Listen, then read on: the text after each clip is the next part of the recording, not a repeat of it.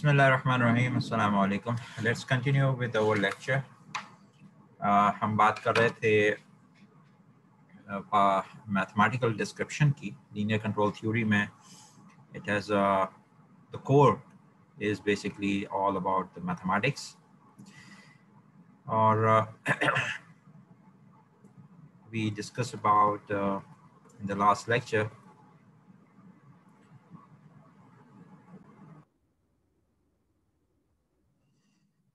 और हम कन्विंस करना चाह रहे थे कि मैथमेटिक्स जो है और the model description is the core issue or core thing here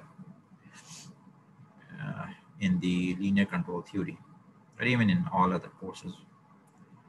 So ये हमने सारा डिस्कस किया था, trying to convince कि अच्छा why should we go back to the very basics or crude mathematical treatment, but इंशाल्लाह हम इसको आपके लिए बहुत आसान कर देंगे। और इस ये जो लेक्चर सीरीज है इन नेक्स्ट लेक्चर्स तक इस chapter, this is basically chapter 2 of the book by chain. और इसको कंप्लीट करने में इंशाल्लाह जो मेन हर्डल्स हैं, जो ब्रिजेस हैं, वो सारे इंशाल्लाह बिल्ड हो जाएंगे। सो हम ये पहले तो अब ये डिसाइड किया कि हम सिस्टम को इन 3 एस्पेक्ट्स में देखेंगे: इनपुट, उसकी आउटपुट और सिस्टम का जो फंक्शन है। ठीक है। अच्छा, इनपुट जो है आपके पास चेंज हो सकती हैं, स्टेप हो सकता है, आपके पास जो है रैम्प इनपुट्स आ सकती हैं, आपके पास जो है साइनसॉइडल आ सकता है, मल्टी स्टेप आ सकती है। ठीक है। और सिमिलरली जो आउटपुट आपके पास है ना, output can be of different nature. वो सारा का सारा डिपेंड करेगा आपका सिस्टम कैसा है। ठीक है। तो रिस्पॉन्स, उसके बाद हमने देखा था कि सीसो और मीमो जो है उनको वो क्या चीज़ हैं, वो किस तरह डिफाइन करते हैं। क्योंकि हम इनपुट आउटपुट डिस्क्रिप्शन की बात कर रहे हैं तो this is one way to define it. और इसके अलावा एक और चीज़ बहुत आसान, बहुत क्लियर होनी चाहिए सबको कि basic what is continuous time, what is discrete time. और इन दोनों में हम आसानी से आ जा सकते हैं। कंटिन्यूस टाइम में से डिस्क्रीट टाइम में सिस्टम को लेके जाना, और डिस्क्रीट टाइम से कंटिन्यूस टाइम में सिस्टम को लेके जाना, इट्स डूएबल। लेकिन इस ट्रांसफॉर्मेशन में हमें थोड़ा सा केयरफुल चलना होता है। ऑफ कोर्स के कंटिन्यूस से जब आप डिस्क्रीट में जाएंगे तो you actually do some kind of approximation. यानी अगर ये सिस्टम, ये वाला सिग्नल है और इसको आप एडीसी से देख रहे हैं, तो एडीसी जो है अगर ऑन होता है सिर्फ इस टाइम के ऊपर, फिर इस टाइम के ऊपर, फिर इस टाइम के ऊपर, तो यू कैन सी कि आप ये वाली रीडिंग तो आपके पास ट्रांसफ़र हो जाएगी। ठीक है। ये वाली रीडिंग भी ट्रांसफ़र हो जाएगी, लेकिन ये जो बीच का ये सारा डाटा है, ये हम वी विल लूज़ इट। ठीक है। ये हमारे पास अवेलेबल नहीं होगा। तो ये वाला डाटा, इसके अलावा ये वाला डाटा हमारे पास होगा, ये डाटा होगा, लेकिन ये वाला डाटा हमारे पास नहीं होगा। लिहाजा जब आप डिस्क्रीट टाइम सिस्टम से, पहले तो अप्रॉक्सीमेशन आपकी अच्छी होनी चाहिए। ठीक है। लेकिन जितनी भी आप अप्रॉक्सीमेशन करें, कुछ ना कुछ अमाउंट ऑफ डाटा हम लूज़ कर देंगे। जब डिस्क्रीट टाइम से आप कंटिन्यूस में वापस जाएंगे तो हम वो एक्यूरेसी, ओरिजिनल सिस्टम की जो है ओरिजिनल एक्यूरेसी, वो हासिल शायद ना कर पाएँ, और इट इज़ ऑब्वियस कि हम वो हासिल नहीं कर पाएंगे। ठीक है। तो every time we go and back and forth जो अप्रॉक्सीमेशन है दोनों केसेस के अंदर, तो वो आपका हर दफ़ा जो है वो डाटा लूज, आपका लॉस हो जाता है समहाउ। एनीवेज, सो इस सिग्नल को अब आप डिस्क्रीट टाइम में रिप्रेजेंट कर रहे हैं यू ऑफ के से। ब्रैकेट्स देख लें, यहाँ पे आप स्मॉल कर्ली ब्रैकेट्स यूज कर रहे हैं, ओके, पैरेंथेसिस, जबकि यहाँ पे आप स्क्वायर ब्रैकेट्स यूज करते हैं टू रिप्रेजेंट इस के। ये आपके पास क्या है, ये आपके पास सिग्नल जो है वो डिस्क्रीट टाइम है। अच्छा, by definition it is written here as u of k T. यहाँ पे आप फिर से पैरेंथेसिस यूज करें क्योंकि this signal is basically continuous time. लेकिन इसमें जो t की वैल्यू है वो आप कह रहे हैं k और t है, और k जो है वो आपके पास होगा k इक्वल्स टू 1 2 3। तो ऑटोमेटिकली आप बेसिकली ये जो रिप्रेजेंट कर रहे हैं, आप बता रहे हैं सैम्पलिंग, कि आप जो है आप इसको खास टाइम के ऊपर, हर t टाइम के ऊपर जो है ना इसको सैंपल करते हैं। ठीक है। So this is another way of representing the signal हम ऑफ कोर्स के आगे इसको सिर्फ u ऑफ k से रिप्रेजेंट करेंगे, बट बाय डेफिनेशन आपको पता होना चाहिए कि ये जो सिस्टम है u ऑफ k है, ये बेसिकली u ऑफ kt है, ठीक है। आउटपुट जो है उसको हम y से रिप्रेजेंट करेंगे। ओके, सो नाउ एक और एस्पेक्ट है कि मेमोरी क्या है, सिस्टम के पास मेमोरी है या नहीं है। जिन सिस्टम्स की मेमोरी नहीं है, यानी उनको हम मेमोरी लेस सिस्टम्स कहते हैं।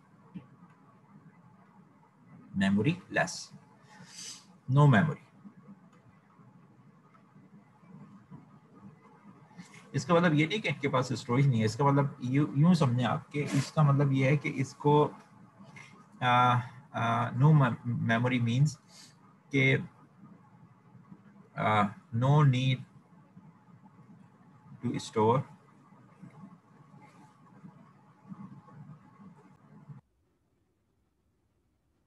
no need to store uh, the previous information.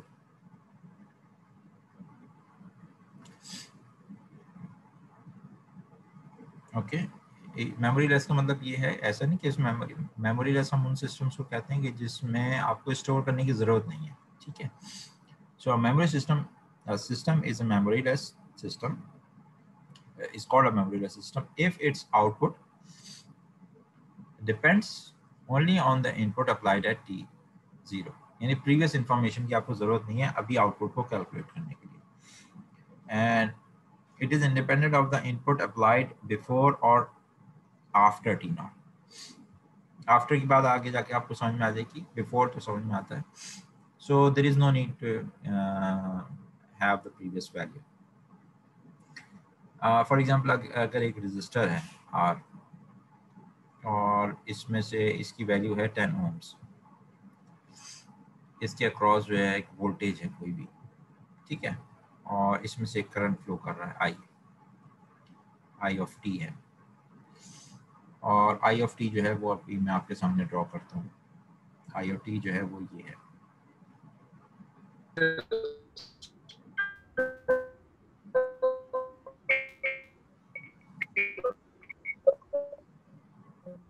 जी मसूद, आपकी आवाज़ साफ नहीं आई, आप चैट में लिख दें क्या कहना चाह रहे हैं।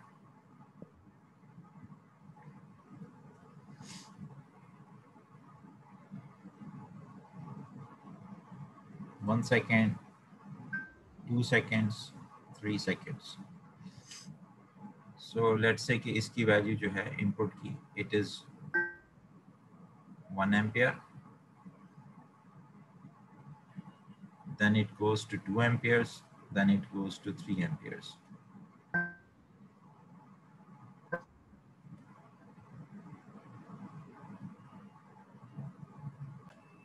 ओके, कंटिन्यू करते हैं। सो लिहाजा अगर 0 से 1 सेकेंड तक, so we will continue now. अगर 0 से 1 सेकेंड तक हमारे पास 1 एम्पियर का करंट इसमें से फ्लो करता है, उसके बाद 1 से लेकर 2 तक जो है वो 2 एम्पियर्स हो जाता है, फिर 3 एम्पियर्स हो जाता है, और ये है तकरीबन 100 ओम्स। तो इसके अक्रॉस जो वोल्टेज आपके पास डेवलप होगा, ठीक है, V out, let's say V out कह लें या वी आर कह लें, तो वो वी आर क्या होगा। तो इस वी आर को कैलकुलेट करने के लिए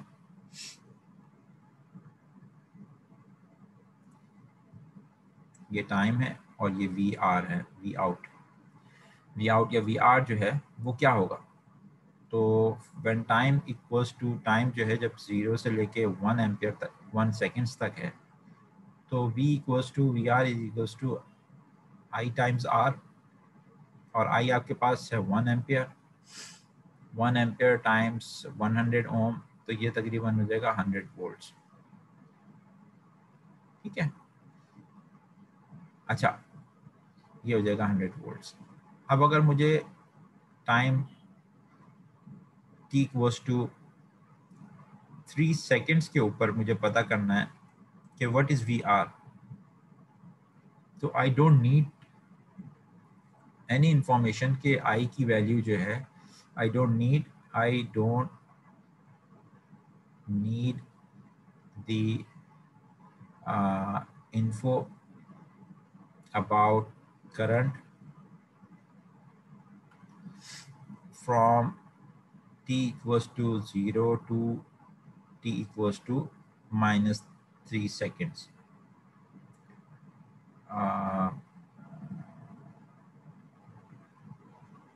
Plus 3 just before 3 seconds. ठीक है, 2.99 समझना, 2.99 seconds. और ऐसे क्यों होगा? आपको सिर्फ वी आर की value at T equals to 3 seconds अगर चाहिए तो you need the current value at T equals to 3 seconds, और इसको आप मल्टीप्लाई करते हैं आर की वैल्यू से. This will be like 3 amperes, और इसको आप मल्टीप्लाई कर देंगे 100 ओम से, तो आंसर आपके पास आ जाएगा 300 वोल्ट्स. ये जो सादी सी चीज़ को मैंने थोड़ा सा लंबा करके समझाया है, उसकी वजह क्या है? उसकी वजह ये है कि we are not caring about के यहाँ पे वैल्यू क्या थी, यहाँ पे वैल्यू क्या है. जिस टाइम के ऊपर बात कर रहे हैं उसी टाइम के ऊपर आपको इंफॉर्मेशन चाहिए. So a system is called memoryless if the output यानी वाई ऑफ टी, आउटपुट यहाँ पे हमारे पास है we are, depends only on the input applied at t 0. अच्छा, ये हम बात कर रहे हैं वी नॉट, तो हम बात कर रहे हैं ये 3 seconds पे. तो हमें चाहिए सिर्फ और सिर्फ 3 seconds, थर्ड सेकंड के ऊपर आपके पास इनपुट की वैल्यू क्या है, that is I of at 3 second जो है वो क्या है, सिर्फ ये पता करना है. और उसको कोई लेना देना नहीं है कि आपके पास आई की वैल्यू जो है वो 1 सेकंड के ऊपर क्या थी. We don't know, we don't need it. I की वैल्यू जो है वो 10 सेकंड के ऊपर क्या होगी. Even this is what we don't want. हमें सिर्फ और सिर्फ ये चीज़ चाहिए होगी उसी टाइम टी नॉट के ऊपर. ठीक है, तो ये तो मेमोरी लेस सिस्टम होगा उसी टाइम के ऊपर. इंस्टेंट सिस्टम भी कह सकते हैं. In other words, current output of a memory less system depends only on the current input. Current का मतलब, ये जो करंट का मतलब है ये विद रिस्पेक्ट टू टाइम है. ठीक है, time instant, and it is independent of the past and the future. Okay, अच्छा, यही एग्जांपल है. Network that consist only of the resistors is a memory less system. तो आप ये the same thing goes for this system as well. अगर आपके पास ये R1 है and then we have another network R2, R3, and even make it little complex here a little bit, and we have this V in here, और हमारे पास जो है R4 है, R5 है, और ये R6 है.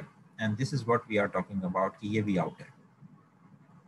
तो 3 सेकंड के ऊपर अगर हम इनपुट पता है तो वी आउट एट 3 seconds जो है, let me just clean it. तो वी आउट एट 3 seconds जो है उसको निकालने का आसान तरीका क्या है, you only need V in at 3 seconds. अब ये पहले अगर मैं टाइम में बनाऊं तो V in, it may be for example some here there, okay, so this may be v in. तो अगर ये 3 seconds हैं, let's say this is the 3 second, इस 3 सेकंड पे ये जो आपके पास आउटपुट है, ये जो वैल्यू होगी input, let's say this was 10 volts, तो बस हमें ये वाली वैल्यू चाहिए होगी. And we don't care about कि ये पहले क्या था और ये बाद में क्या हो रहा है. ठीक है, सिर्फ ये एक वैल्यू चाहिए होगी and we can put it here and figure out. So ये मेमोरी लेस सिस्टम है. सिस्टम्स विद मेमोरी या ऐसे सिस्टम्स होते हैं कि जो बेसिकली इंफॉर्मेशन को सेव करते हों, या उनको इनकी आउटपुट जो डिपेंड करेगी प्रीवियस वैल्यूज पर. So a system having memory means that जो आउटपुट है t not depends on u of t previous पे, करंट स्टेट पे और फ्यूचर पे. ये this is future, this is past, and this is current. Current means right instant. So that is the current output of a system with memory may depend on past, current and future. ठीक है। अच्छा, ये कौन से systems हो सकते हैं? ये सिस्टम हो सकते हैं फॉर एग्जांपल, अगर मैं अभी आपके साथ for example if I put a system here, इसमें R1 है, C1 है, and then we have input and we have the output. अब इस सिस्टम के अंदर ये डिपेंड करेगा कि क्योंकि आपके पास एक कैपेसिटर है, सो कैपेसिटर जो है इट स्टोर्स एनर्जी। तो जो इनपुट आपके पास कुछ भी रही हो टाइम और वोल्टेज के हिसाब से वी इन, आपके पास ये आउटपुट जो है it will be dependent on the previous values. ठीक है, क्योंकि इसमें इस स्टोरेज भी होगी कुछ ना कुछ। अच्छा, नेक्स्ट हम देखते हैं कॉजेलिटी। कॉजेलिटी में, कॉजेलिटी क्या चीज़ है? ये बहुत ज़्यादा रिलेटेड है कि आप प्रैक्टिकली सिस्टम को रियलाइज कर सकते हैं या नहीं। So we will see one by one, उसके बाद मैं एक्सप्लेन करूँगा कॉजेलिटी को। Causal systems are system with memory, ठीक है, बट विद स्पेसिफिक कंडीशंस। और a system with which is called causal or non-anticipatory system if its current output depends on the past and current inputs but not on the future. तो ये realizable systems हैं। जैसे अभी मैंने आपको एक system बना के दिखाया था कि जिसके अंदर वो एक रेजिस्टर है, एक कैपेसिटर है, ठीक है, और तो इस सिस्टम के अंदर हमारे पास R1, C1, V in and V out, ठीक है। लेकिन इसमें कोई फ्यूचर का कोई लेना देना नहीं है, तो but we need to know about the present and past. So if a system is not causal, then its current output will depend on the future input. No physical system has such capability, and even every physical system is causal. So practically अगर आपको कोई system बनाना है तो वो causal होना उसके लिए ज़रूरी है। Therefore we will study only causal systems. Practical systems ही हम study करेंगे। Causality is a necessary condition for a system to be built or implemented in real world. तो अगर कोई सिस्टम है, you think about it, and उसमें आप future anticipation है और ये सब चीज़ें हैं, तो that is not possible. Practically realisable जो सिस्टम्स हैं उनको हम कॉजल सिस्टम्स कहते हैं। So causal systems are, you can say that, practically realizable. Practically realizable means implementable. Implementation is possible. Okay. Okay, now state of a causal system. The concepts of state helps in dealing with the causal system. अच्छा, अब ये we are now jumping to a new idea, और हमने एक लफ्ज़ इस्तेमाल किया है state का. So this word is very interesting and very important. And और यहाँ पे लिखा ये है कि टाइपराइटर के जो कॉन्सेप्ट है स्टेट का, ये कॉजल सिस्टम्स को डील करने में हमें बहुत मदद करता है। वजह क्या है? Let's recall that the current output of a causal system is affected by the past input. Of course के प्रीवियस इनपुट की वजह से उसकी कोई ना कोई अभी आउटपुट होगी।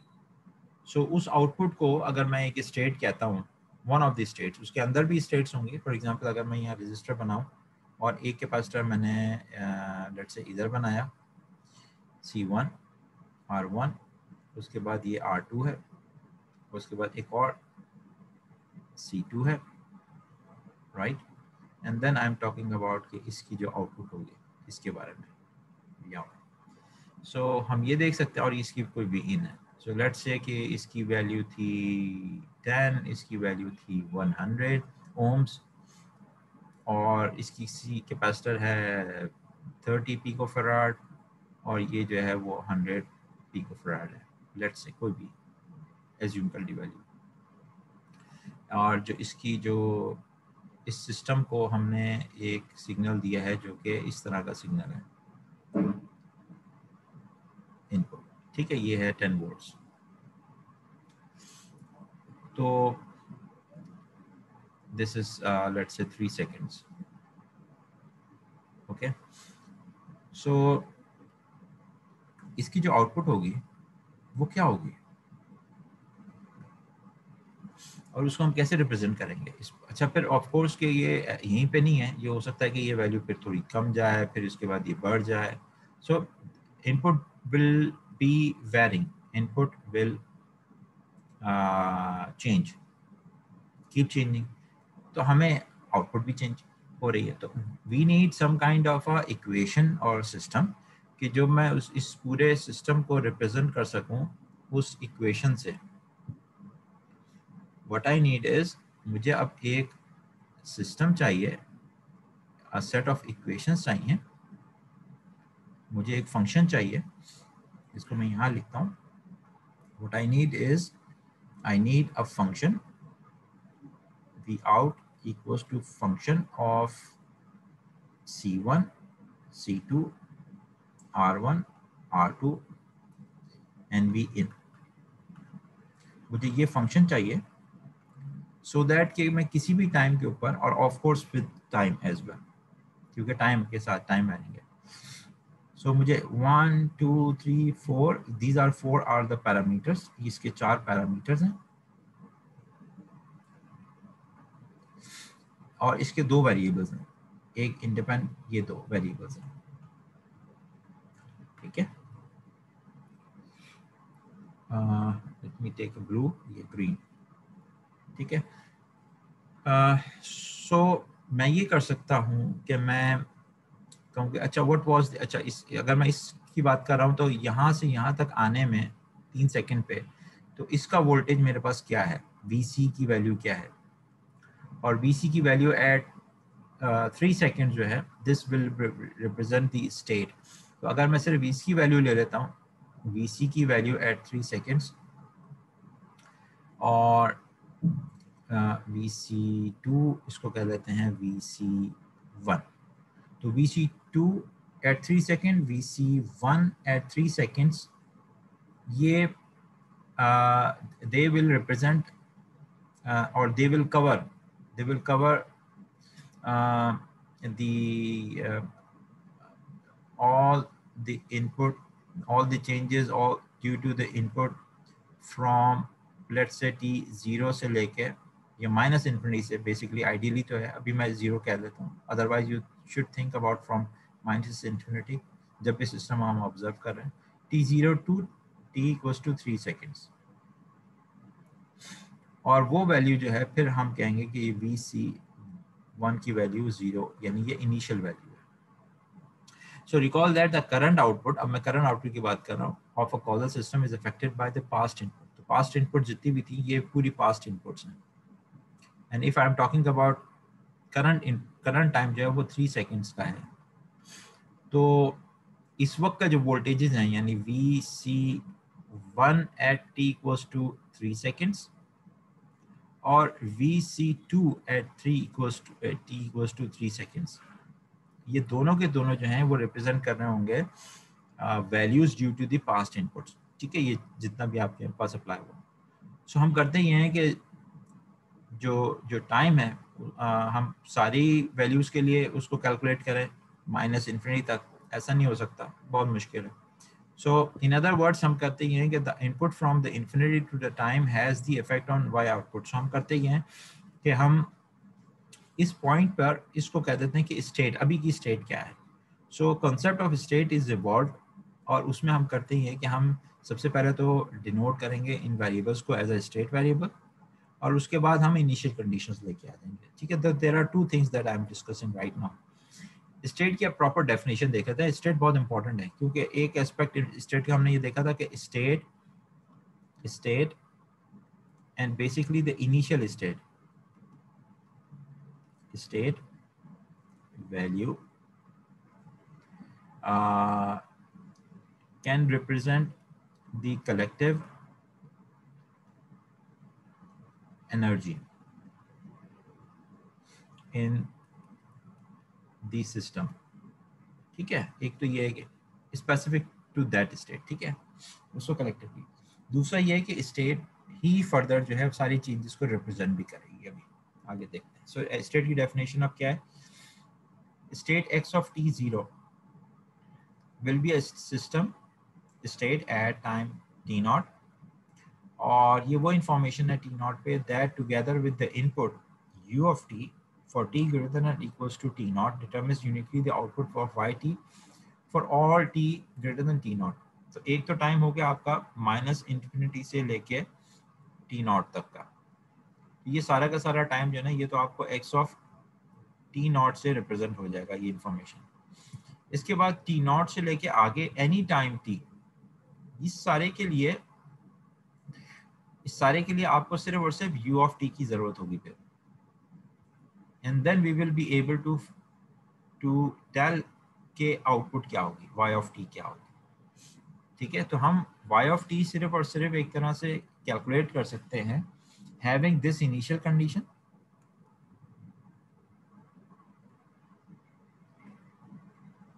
ठीक है, और जो हम इनपुट अप्लाई कर रहे हैं यहाँ पे, तो यहाँ पे जो हमने एंड वी इग्नोर, बेसिकली यहाँ पे मैं एक और बात मेंशन कर दूं कि we ignore inputs applied from minus infinity to t naught. Why? Because we have all the initial states, यहाँ पर एक ही है, states of system at t naught. तो स्टेट एक तरह से हमें पूरी स्टेट वो चीज़ है जो it tells everything about the system at that time, और हमें उसके लिए इनपुट की जरूरत नहीं होती. हाँ, यहाँ से अगर मैं नई जगह पे जाऊंगा तो अब नए इनपुट्स आप क्या अप्लाई करेंगे, टी नॉट तक तो मुझे जरूरत नहीं है किसी भी चीज़ की. टी नॉट से आगे टी तक जाऊंगा तब मुझे इनपुट चाहिए होगी कि अच्छा अब आप इनपुट क्या अप्लाई करें, और इसीलिए यहाँ पे लिखा है कि the state x of T not of a system at t naught is the information at t naught that together with the input u of t for positive time, मैं टी नॉट से बड़ा जो time है उसको positive time कह देता हूँ, determines uniquely the output y of t for all t greater than equals to t naught. अच्छा, यहाँ मैं एक चीज़ बताऊँ कि करंट टाइम इज t और t नॉट. ठीक है, नेगेटिव टाइम मैं कह देता हूँ कि जो t नॉट से पहले का टाइम है नेगेटिव टाइम, उसको मैं कह देता हूँ अभी, मे बी इन फ्यूचर हमें इससे फ़ायदा हो. Let's define this. Positive time का मतलब है कि ये इन फ्यूचर है. ठीक है, next time. So if we know the state at t naught, there is no more need to know the input u of t applied before t naught in determining the output. ठीक है, this is what I just said कि हमें उसकी जरूरत नहीं होगी कि input पहले आपने क्या अप्लाई की थी. We don't need it. Thus the state summarizes, this is an important point, state summarizes the effect of past inputs and can be represented by the initial state of the system. लिहाजा ये x of t naught जो है ये बहुत ही important है. अगर आपके पास x of t naught नहीं है तो हमें इनपुट्स का फिर पता होना चाहिए कि आपने क्या इनपुट्स अप्लाई की थी, और फिर आप वहाँ से एस्टिमेट कर लेंगे कि इनपुट्स क्या.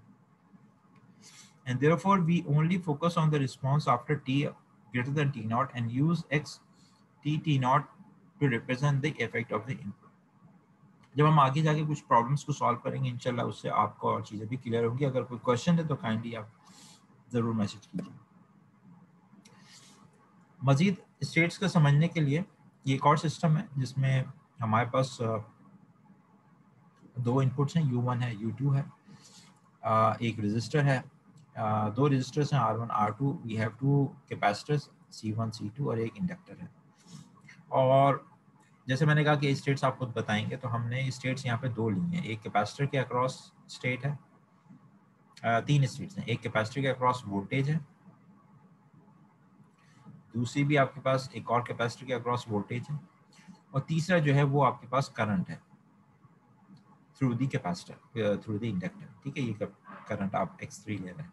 So we have x1, x2 and x3. X is always used in linear control theory to represent the states. U जो है वो आपके पास इनपुट्स होती हैं और Y जो है वो आपके पास आउटपुट होती है. ये इनपुट्स हैं आपके पास, ये भी इनपुट है, दो इनपुट्स हैं, मल्टी इनपुट है. So this is a multi input single output, multi input single output, and three state system. ठीक है. So considering the voltage across the capacitor x1, x2 and the current through the inductor x3 as a state variable, this system has three state variables. Now if we know the states at t naught, इसका मतलब है कि मुझे x1 की value t naught पे पता है, x2 की वैल्यू t naught पे पता है, x3 की वैल्यू t naught पे पता है. ठीक है. अब then for any input applied on and after t naught, अब आप u1 और u2 की कोई भी वैल्यू ऑनवर्ड्स अप्लाई करेंगे, we can determine uniquely the output y of t. Output को आप y ऑफ t को आप आराम से फाइंड आउट कर सकते हैं. You only need along with these three. अब आपको सिर्फ u1 ऑफ t चाहिए और u2 ऑफ t की वैल्यू चाहिए. इनपुट्स आप अप्लाई करें and you will get it. So thus the state vector of the network at time t not is the vector this. तो ये अब आपके पास एक स्टेट वेक्टर बन जाएगा. अच्छा, इसको तीनों स्टेट्स को जब आप मिलाते हैं तो मिलाने के बाद जो एक सिंगल आपका वेक्टर बनेगा, इस वेक्टर को हम स्टेट वेक्टर कहते हैं. ठीक है. स्टेट वेक्टर के अंदर आपके पास स्टेट वेरिएबल्स होंगे सारे के सारे. ठीक है. So the initial state is simply a set of initial conditions. अब हमने ये देखा कि दो चीजें आपको आउटपुट पता करने के लिए आपको एक तो स्टेट पता होनी चाहिए, दूसरा उसकी इनपुट्स पता होनी चाहिए. ये दो चीज़ें पता हो तो तीसरी चीज़ जो आपके पास आउटपुट है वो आप आराम से निकाल लेंगे. सो इस चीज़ को एक लीनियर सिस्टम में पेयरिंग में हम समझते हैं और इसको ये कहते हैं कि अगर मेरे पास ये इनपुट पेयर मौजूद है, this is an input pair. ठीक है. This is an input pair of information या input pair of data. Data science का दौर है तो इट्स बेटर कि हम मैप करें सो दैट कि हम प्रैक्टिकल एप्लीकेशंस में इन सब चीज़ों को अप्लाई कर सकें. This is all practical that we are studying right now. It looks boring mathematically लग ऐसा रहा है, but this is very practical. ठीक है. इंशाल्लाह I will show you its application. तो ये आप जो आउटपुट है, आउटपुट डेटा और आउटपुट इंफॉर्मेशन, हम उसको कैलकुलेट कर सकते हैं. ठीक है. I will repeat now. अगर हमारे पास ये इनपुट इंफॉर्मेशन पेयर मौजूद है जिसमें x ऑफ t नॉट बताता है कि ये आपकी इनिशियल कंडीशन है ऑफ ऑल दी स्टेट्स, और जो सिग्नल आपने अप्लाई किया है t नॉट के बाद से t तक, तो आप आउटपुट y ऑफ t बता सकते हैं t नॉट से लेके t तक आराम से. So this means that the output is partly excited. अच्छा, इसके एक और दो मीनिंग है. क्योंकि इनपुट पेयर है, लीनियर सिस्टम की बात कर रहे हैं, तो जो आउटपुट है उसको यूं समझें कि आउटपुट का एक आउटपुट जो है वो बराबर होगी y1 की और लेट्स से y2. ये जो आउटपुट और ये दोनों का सम जो है वो आपके पास y ऑफ t बनेगा. इसमें से y1 ऑफ t जो है वो कंट्रीब्यूशन होगी let's say x1 of t की t नॉट की वजह से, और y2 जो है वो कंट्रीब्यूशन होगी let's say y of t की वजह से. ठीक है. We will see. ये 2.1 जो इक्वेशन है, there is no need to know the input applied before t naught. ये फायदा है. तो आप देखें तो इट्स वेरी नाइस वन.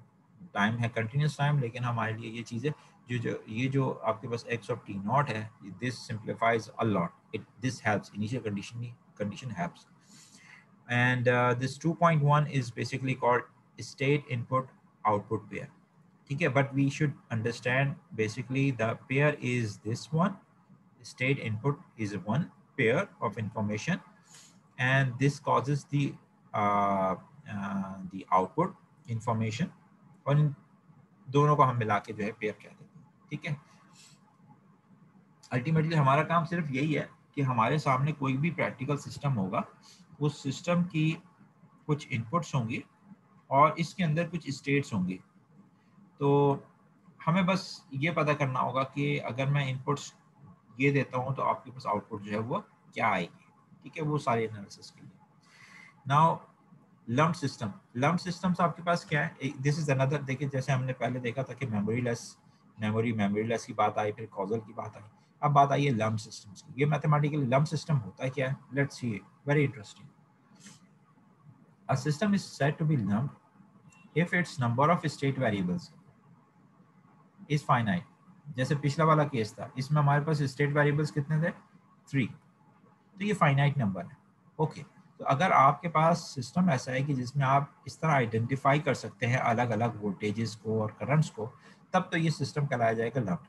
लेकिन अगर आप ऐसा नहीं कर पाए, और ऐसा आप कहाँ नहीं कर पाएंगे, फॉर एग्जांपल अगर आपके पास एक है बहुत लंबी ट्रांसमिशन लाइन, तो उस ट्रांसमिशन लाइन के अंदर उसकी कैपेसिटिव, इंडक्टिव, रेजिस्टिव जो मैकेनिज्म है वो इस तरह का है कि आप उसमें अलग से कोई कैपेसिटर या इंडक्टर आइडेंटिफाई नहीं कर सकते, आप उसको लम्प्ड या इंडिविजुअल कंपोनेंट्स में रिप्रेजेंट नहीं कर सकते। ठीक है, अच्छा एग्जांपल्स क्या क्या हैं आपके पास जो लम्प्ड सिस्टम्स हैं या finite state systems. Lumped systems को अगर हम नाम रखें तो फाइनाइट स्टेट सिस्टम इसको मैं नाम दे देता हूँ। ठीक है, सो लेट्स कॉल, अब हम इसको कहेंगे फाइनाइट स्टेट सिस्टम। ठीक है, तो ये फाइनाइट स्टेट सिस्टम जो है हमारे पास वो कौन कौन से हैं, for example elements with the memory can behave as a state variable. तो ये वाला सिस्टम आपके पास हो गया, लम्प्ड सिस्टम है। अच्छा, लम्प्ड सिस्टम से ऑपोजिट कौन से हैं, डिस्ट्रीब्यूटेड। डिस्ट्रीब्यूटेड का मतलब ये कि you have let's say the transmission line from here to there, okay, maybe 3 or 10 kilometers, and you have multiple transmission lines here. ठीक है, and you have uh, some connections from here to here, okay, और फिर यही transmission जो है वो आपके पास this is connected here and going here, सो इसमें आपको इंडिविजुअली कैपेसिटर और इंडक्टर वगैरह जो है वो बनाना, ऑफ कोर्स कि हम इसको एक रिएक्टेंस से रिप्रेजेंट करेंगे, मॉडल बनाएंगे, बट ऑन इंडिविजुअल के यहाँ से लेके यहाँ तक ये इतना है, यहाँ तक इतना है पर kilometre, we will define it as register, but लेकिन आपके पास स्टेट्स नहीं है। Okay, so a distributed system has infinitely many state variables, जितने आप चाहें वो डिवाइड कर दें। So examples of a transmission line is well known distributed system। अच्छा, अब ये आपके लिए एक टास्क है एज अ असाइनमेंट कि you need to tell me some at least one and other distributed system। ठीक है, यानी infinite state system। ठीक है, तो what I'm asking is tell me another sort of a system with the infinitely possible states। Okay,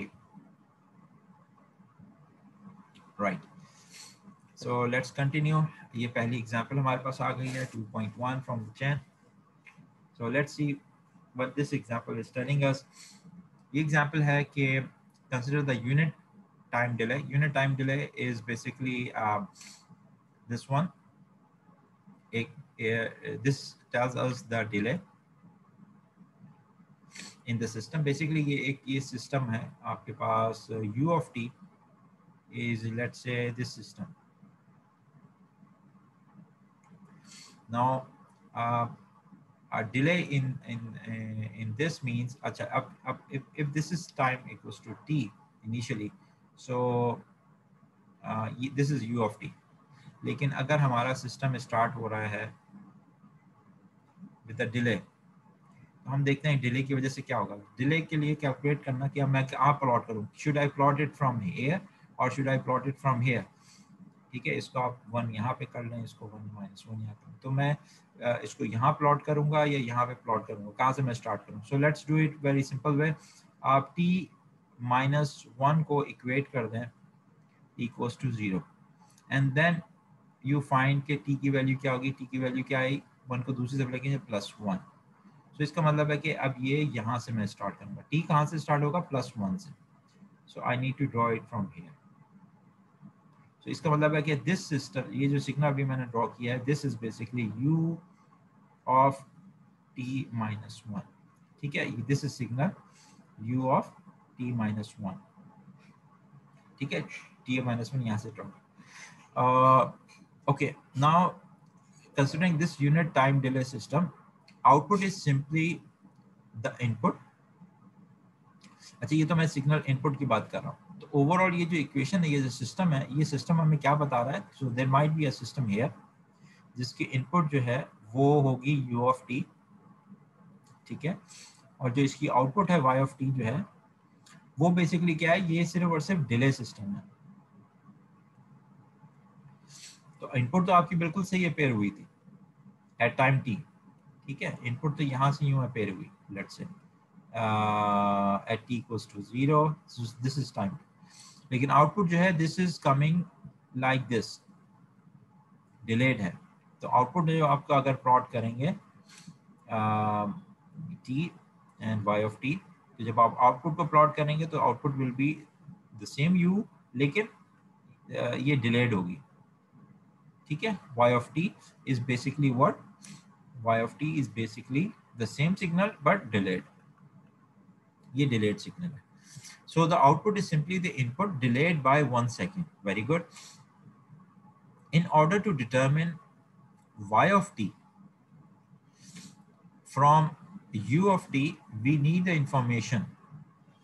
अब ये delayed system है तो हमें इसकी information चाहिए from t0 -1 से लेके t0 तक।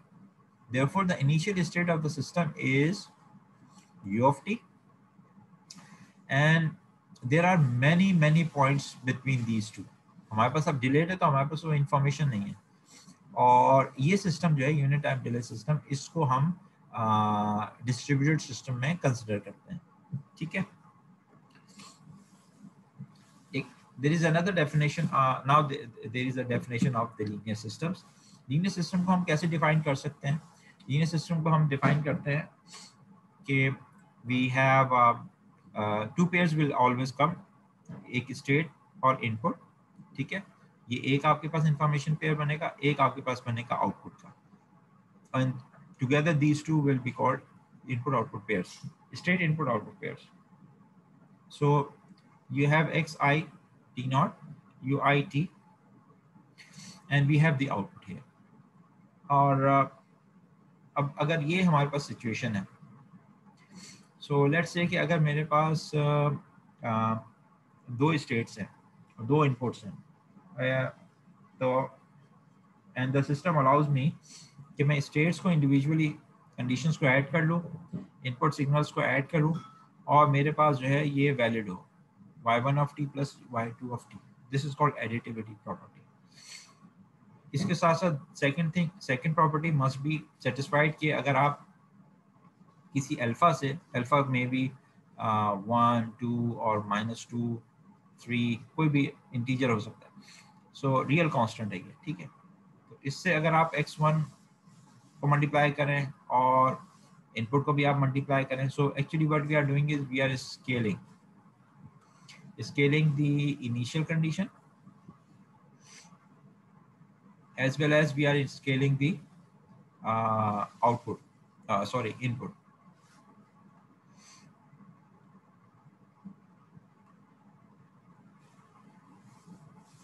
Input signal.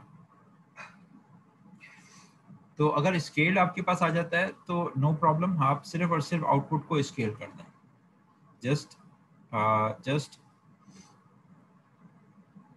स्केल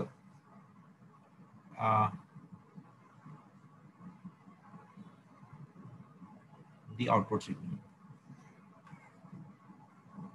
ठीक है। इसके अलावा आपको कुछ करने की जरूरत नहीं है, बस आप आउटपुट को स्केल कर दें, रिकैलकुलेशन की जरूरत नहीं है, no need for recalculation, no need for recalculations, ठीक है, क्योंकि y1 आपके पास ऑलरेडी मौजूद है। तो ये जब अगर आपके पास ये दोनों प्रॉपर्टीज सेटिस्फाई, जो भी सिस्टम करेगा वो सिस्टम लीनियर कहलाएगा, ठीक है। So what makes a system linear और nonlinear? Let's see, for a system to be linear it must obey these two properties. पहली प्रॉपर्टी जो है, this is called additive property, जो अभी हमने देखी। Second property is called the homogeneity property, homogeneous होना चाहिए सिस्टम। So these two properties can be combined and called as superposition theorem या superposition property। इन दोनों को अगर ऐड करेंगे तो क्या होगा, इसमें आपकी स्केलिंग भी आ गई और इसमें आपकी एडिटिविटी भी आ गई। Okay, so we have scaling and we have the additivity, ठीक है। लीनियर है तो उनमें कर सकते हैं scaling and additivity in both. ये दोनों में होना लाजमी है, इनिशियल कंडीशन में भी, ये इनिशियल स्टेट में और इनपुट सिग्नल्स में, इन दोनों में ये चीज़ होना बहुत ज़रूरी है. And then we have the both scaling and the additivity और स्केलिंग,